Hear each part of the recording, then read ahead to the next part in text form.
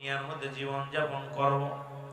কিন্তু মুসলমান, যখন আমি দরবার শরীফে আসলাম, আমি সারাদিন কত কষ্ট করে শ্রম দিই, সারাদিন ভরে আমি বকরি চড়াই।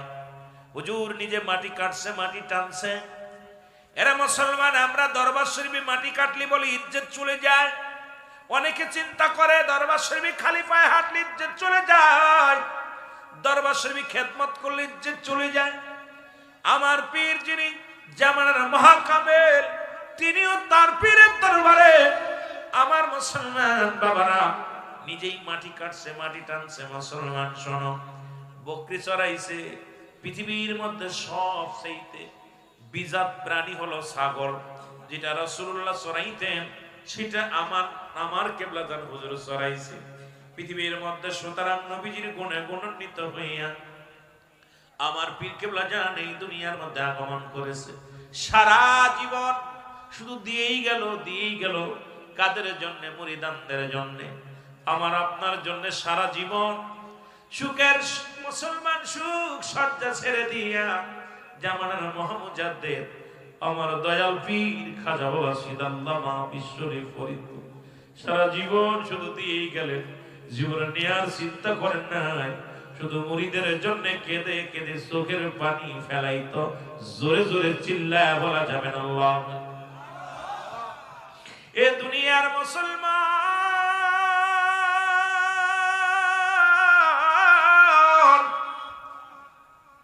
হুজুর বলে সারাদিন আমি শ্রম দিই রে, সারাদিন আমি কষ্ট করি। খাবার যখন দিতে যাই, সবার চাইতে কম খাবার আমারে দেয়। আমি একই মুসলমান, একই লুঙ্গি পরি, আর একটা লুঙ্গি গায়ে দিই, যেটা লুঙ্গি বলা হয়। আমি বলেন বা লুঙ্গি বলেন, তখন বলেন। হুজুর বলেন এই হলো একই গাছের নিচে প্রায় 30টা বছর কাটায় দিলাম, ওই একই কাপড় পরিধান করি, সেই কাপড়ে গায়ে বিছানো। আমার নবী রাহমাতুল্লাহ আলামিনের চরিত্র আমার বাবার ভিতরে ছিল। দয়াল নবী আম্মা জান মুসলমান খাদিজাতুল কুবরা বলেন, আমার নবীজি, ও যুবক, এই পৃথিবীর মধ্যে একই কাপড়ে গায়ে বিছানা। কারণ পৃথিবীর মধ্যে যত শীত আসতো, রাসূলুল্লাহ একই কাপড়ে গায়ে বিছানা গায়ে দিতেন, বিছাইতেন। আমার পীর কেবলাদানের ভিতরে একই গুণ ছিল, যেটা একটা তবন বিছাইতেন আর একটা তবন গায়ে দিতেন এই কনকনে শীতের দিনে। কারণ আমার দয়াল মুর্শিদকে আমার আল্লাহ রাব্বুল আলামিন এই ধরা দামে আপনার আমার জন্য নিয়ামত স্বরূপ পাঠাইলো, এর মধ্যে কোনো সন্দেহ নাই। জোরে বলেন ঠিক কিনা? এ আমার ভাইয়েরা, আমার বন্ধুরা, আমার দয়াল পীর বলে, বাবা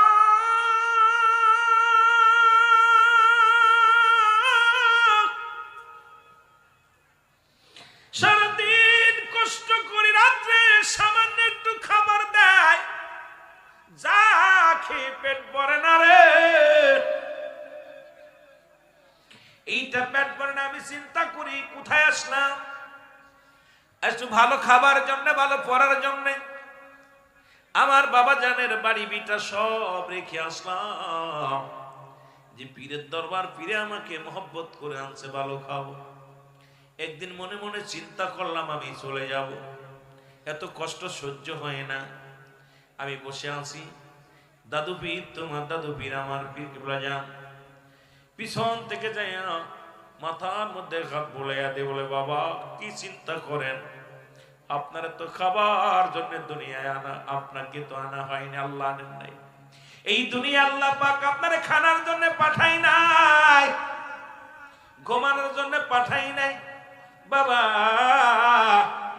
আপনাকে এই দুনিয়ার মধ্যে রব্বে কারীম পাঠাইছে কোটি কোটি ভক্তের জন্য, কোটি কোটি মুরিদ সন্তানের জন্য। জোরে জোরে চিল্লায়া বলা যাবে না আল্লাহু আকবার। গাউসুল আজম ফরিদপুরি, গাউসুল আজম জাকেরের কান্ডারি, জীবন ভরে ফেলছ বাবা চোখের পানি। বলেন জীবন ভরে ফেলছ বাবা চোখের পানি বলেন গাউসুল আজম ফরিদ ফুরি গাউসুল আজম জাকেরের কান্ডারি জীবন ভরে ফেলছ গো বাবা চোখের পানি নিজে না খাইয়া খানা খাওয়াই সমুদ্রে সোনার দেহ করছ কঙ্কাল জগতে আসি ওরে আমরা তোমার পাপী মুরিদ বাবা আমরা তোমার আদরের মুরিদ শুধুই কাঁদতেছি জীবন ভরে ফেলছ মুর্শিদ চোখেরই পানি বলেন জীবন ভরে চোখেরই পানি এ দুনিয়ার মুসলমান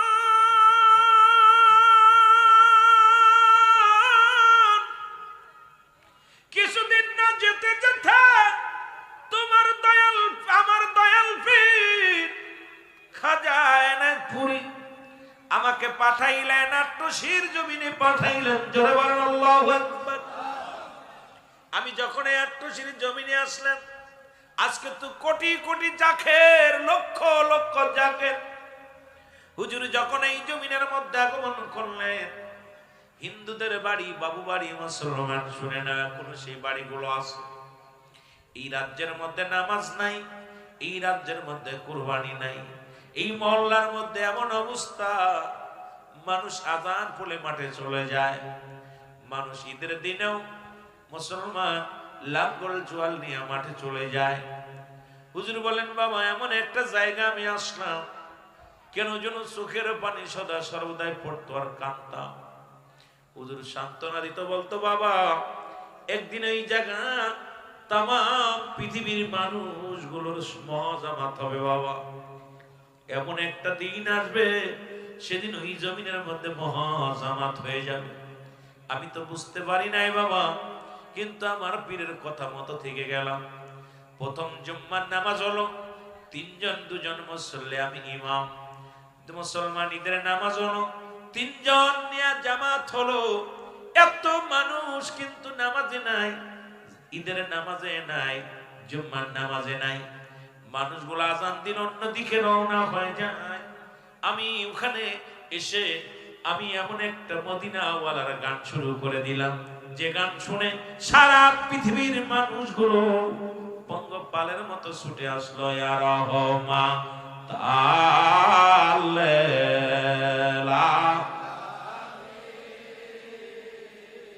ইয়া রহমান দেখা দাও দেখা দাও বান্দো আমারে, দেখা দাও দেখা দাও বান্দো আমারে, ওরে পরাণ ভরা দেখবো আমি তোমারে। আর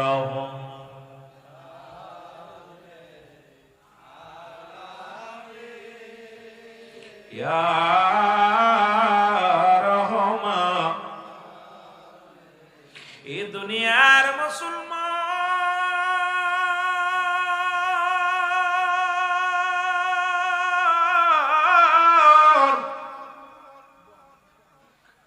এরে আমি আসি এখানে এমন পথে এমন আল্লাহর ডাক এমন নবীর ডাক শুরু করলাম রে। দিন যায় মানুষের সমাগম বাড়ে, মাস যায় দিন যায় বছর যায়, ধীরে ধীরে মানুষের সমাগম আসে। হঠাৎ একদিন মুসলমান শুনে নাও একটা টেলিগ্রাফ আসে যে কথা বলতেছিলাম। আসার পর শুনতে পাইলাম আমার মুর্শিদ আর জগতের মধ্যে নাই। বাবা এদিন আমি যখন শুনতে পাইলাম আমার পীর আমার সারিয়ারে বিদায় হয়ে গেছে, ওদিন আমি নিজের কন্ট্রোল করতে পারি নাই, ধৈর্য ধরতে পারি নাই। পৃথিবীর মধ্য দিন আমি বড় একাকার হয়ে গেছি রে, প্রদিন আমি বড় এতিম হয়ে গেছি। আমাকে বোঝাইয়া দিবে রে, আমাকে শিখায়া দিবে রে, বান্ধব আমার পাগল বানাইছে। বলেন মুর্শিদ আমার, আরো জোরে বলেন মুর্শিদ আমার পাগল বানাইছে। আমি দেখলে বাবা নূরের মুখখানি,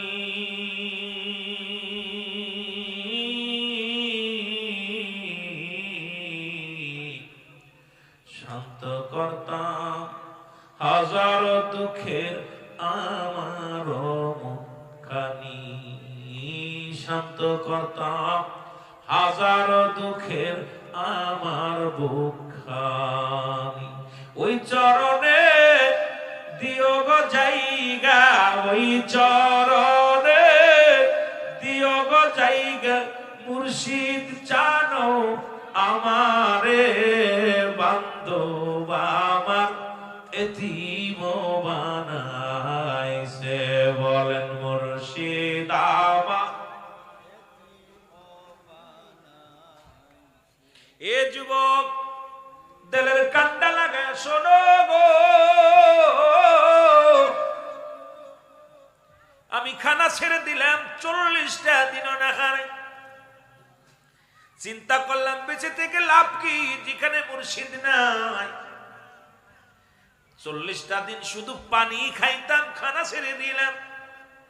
রাতে মনে করতাম আর দিনের আলো দেখবো না, দিনে মনে করতাম আর রাতের আলো রাত অন্ধকার দেখবো না। এভাবে কেটে গেল, দেখতে দেখতে 40টা দিন পার হয়ে গেল। আপন পীরের 40টা পালন করার জন্য আমি এনে পড়ে যাব। তোমার বড় পীর আম্মা জানকে সঙ্গে নিয়ে, রে মুসলমান শোনো, তোমার আম্মা জানদের নিয়ে, আম্মা জানকে নিয়ে, সফর সঙ্গীদেরকে নিয়ে কোথায় আপন পীরের 40টা পালন করার জন্য রওনা হয়ে গেল। নৌকা এসে ভিড়ল, এই নৌকার মধ্যে আমি উঠলাম। এরপরে নৌকার মধ্যে উঠিয়া তোমার আম্মা জানের উরতের উপর মাথা মোবারক রাখলাম। এরপরে আমি বেহুশ হয়ে গেলাম। সবাই চিন্তা করে মুজাদ্দিদ সাহেব আর বুঝি দুনিয়ার মধ্যে তোমার থাকবে না, বাঁচবে না। কিন্তু বাবা বড় কষ্ট। এরপরে কি হলো শুনে নাও বাবা। যখন নৌকা ছেড়ে দিল মাঝি, যাইতে যাইতে মাছ দরিয়ার যখন গেলাম, এর মধ্যে নৌকার মধ্যে আমার পীর কেবলা জান, তোমার দাদু পীর আমার পীর কেবলা জান আমার নৌকার মধ্যে হাজির হয়ে গেছে। আমার মুর্শিদ আমারে ডাকতে বলে, বাবা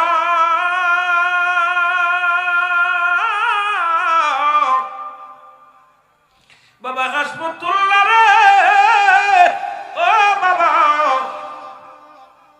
তোমারে খানা ছেড়ে দিছ, নিজের তুমি কি মনে করো? 40টা দিন খানা খাও না বাবা, তুমি কি এইভাবে তোমার জীবনটাকে মিলিয়ে দিবে, জীবনটাকে শেষ করে দিবে? আমার দয়াল মুর্শিদ, ও মুসলমান দয়াল মুর্শিদ বলে, বাবা আমার মাথার মধ্যে হাত বুলাই দিয়া বললেন, বাবা আমি তোমাকে হুকুম দিলাম কোটি কোটি জাকেরাতদের জন্য, কোটি কোটি আশিকদের জন্য তোমার এই দুনিয়ার মধ্যে বাঁচতে হবে বাবা, খানা খাইতে হবে। হুজুর হুকুম দিলেন, আমি গেলাম পীরের 40টা পালন করে চলে আসলাম। এরপরে খাইতে পারি না, কারণ 40টা দিন না খাইয়া আমার দেহ মুবারক বড় কঙ্কাল হয়ে গেছে, খাইতে পারি না। খাবার আসলে মন চায় না খাতি।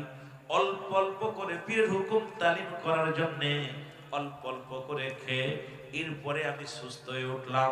বাবা একমাত্র আপনাদের জন্য, আমার পিসা আমার পীরের হুকুমে, শুধু আপনাদের জন্য বাবা আমার পীর হুকুম দিলেন বাবা, লক্ষ লক্ষ কোটি কোটি মুরিদানদের জন্য তোমাকে এই দুনিয়ার মধ্যে বাঁচতে হবে বাবা, খানা খাইতে হবে। সেদিন শুধু আমার পীর হুকুম তালিম করার জন্য আমি দুনিয়ার মধ্যে খানা ধরেছিলাম, নয়তো আমি আমার পীরকে হারায়া জীবনে মনে বলছিল না বেঁচে থাকবো। কারণ মুর্শিদের চরণ অমূল্য রতন, আমি হারায়া কি নিয়ে বাঁচবো।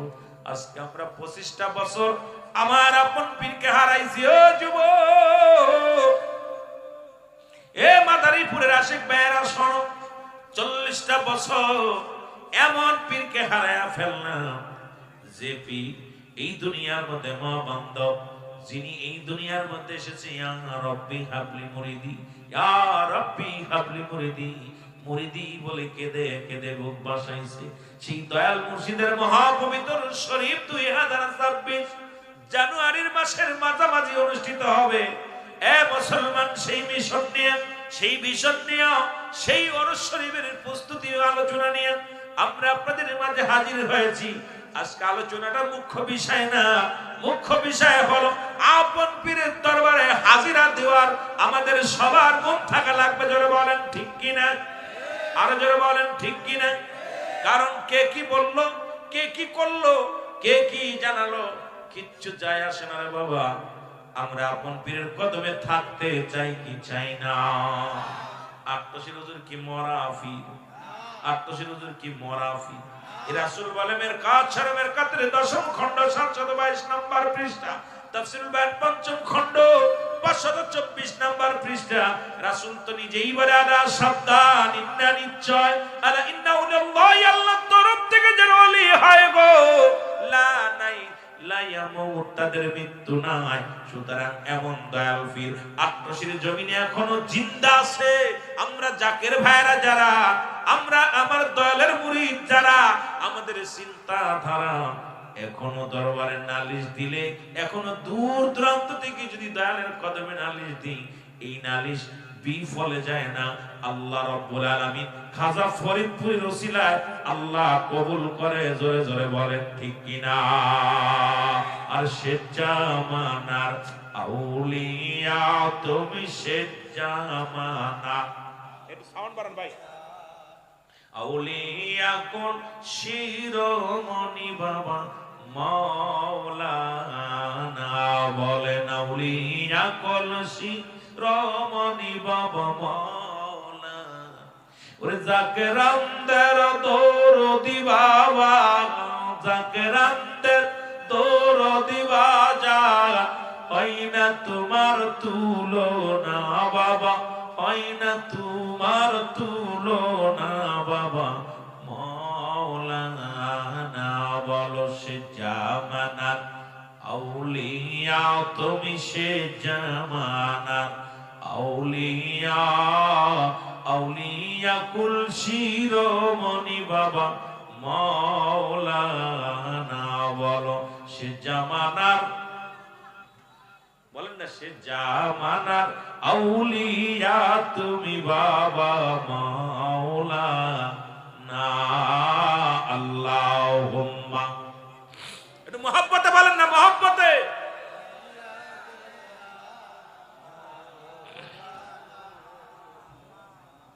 ওয়ালা আলি সাইয়্যিদিনা।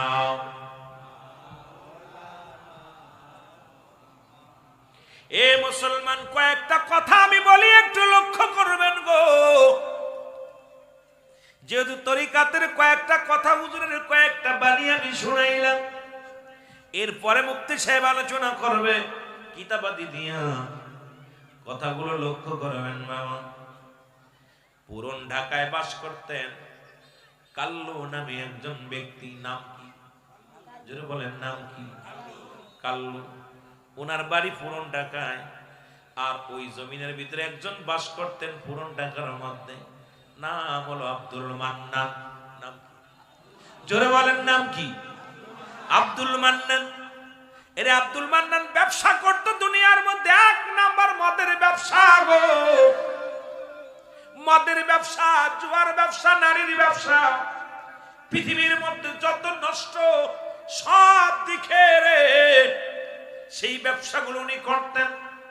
আর কাল্লু ভাইয়ের পুরন ঢাকার মধ্যে একটা দোকান ছিল, 4 দোকানদার। কালু ভাই ছিল আমার পীর কেবলা দানের মুরিদ। মারহাবা বলেন।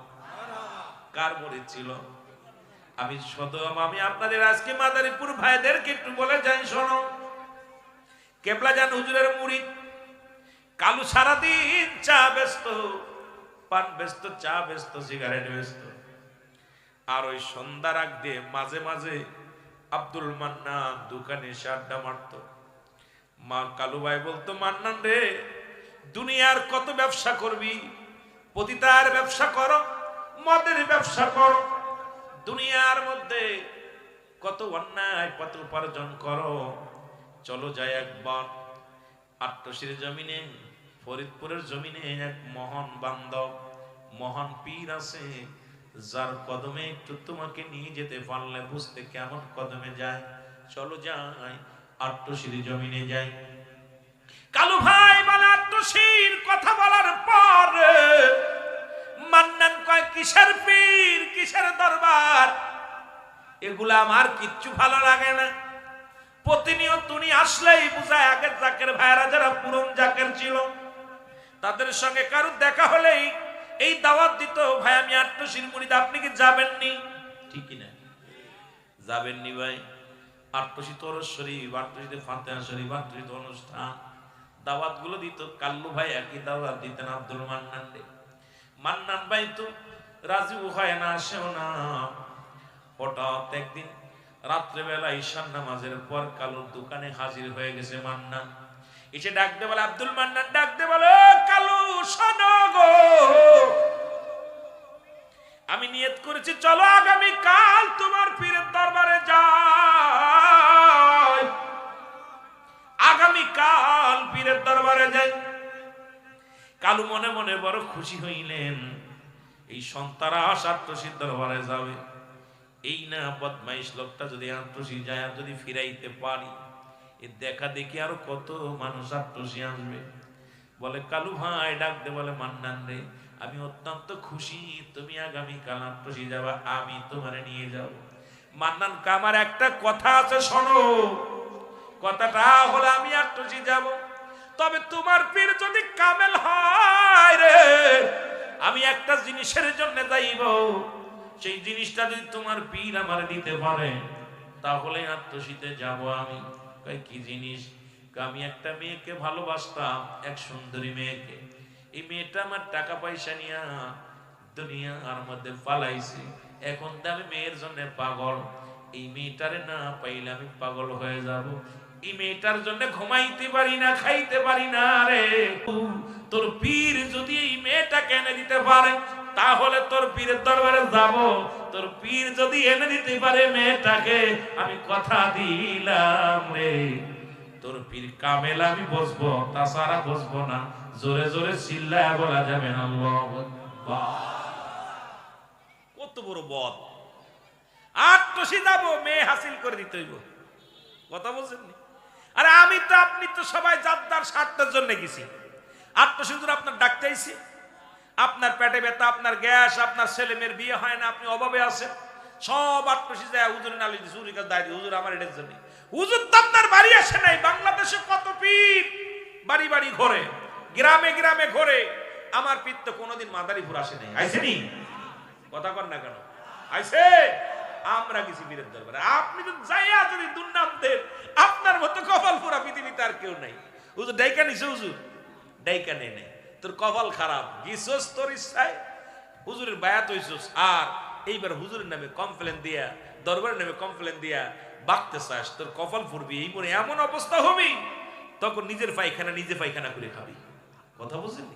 কত দেখলাম আমার জীবনে, কয়েকটা দেখছি যে আমার পীরের সাথে দাবি করে কেউ টিকতে পারে নাই। কারণ আমার পীর যাদের যাদের জন্য একটু বাঁকা নজরে তাকাইছে, খোদার কসম,